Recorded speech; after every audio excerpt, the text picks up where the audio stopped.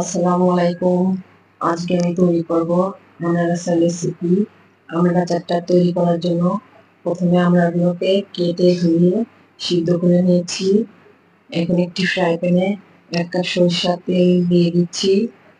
তেলটা গরম হয়ে গেছে, দিয়ে দিচ্ছি 4টা শুকনো লঙ্কা আর দিয়ে দিচ্ছি এলাচ, দারচিনি। এখন দিয়ে দিচ্ছি 1 টেবিল চামচ পাঁচফোড়ন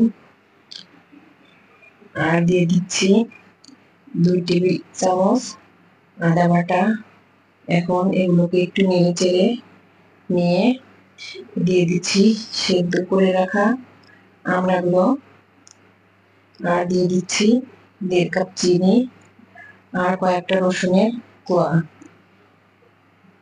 এখন এগুলোকে একটু নেড়ে চেড়ে নিয়ে দিয়ে দিচ্ছি 1/2 টেবিল চামচ শুকনো লঙ্কার গুঁড়া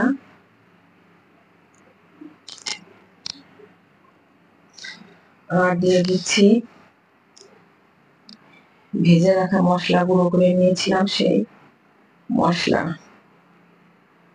এখন দিয়ে দিচ্ছি 2 টেবিল চামচ সরিষা বাটা আর দিয়ে দিচ্ছি তেঁতুলের কাপ।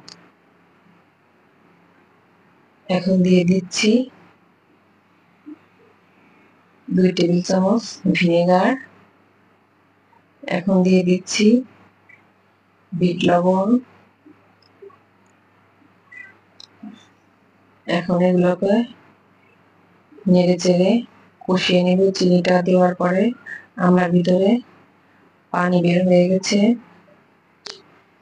এখন এগুলোকে কষিয়ে নেব ভালো করে নেড়ে চেড়ে। এখন আপনারা এইভাবে আমরা আচারটি বানিয়ে খেয়ে দেখবেন, ইনশাআল্লাহ আপনাদের কাছে খুব ভালো লাগবে।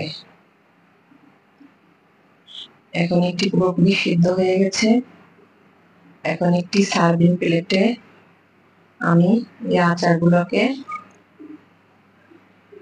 তুলে নেব।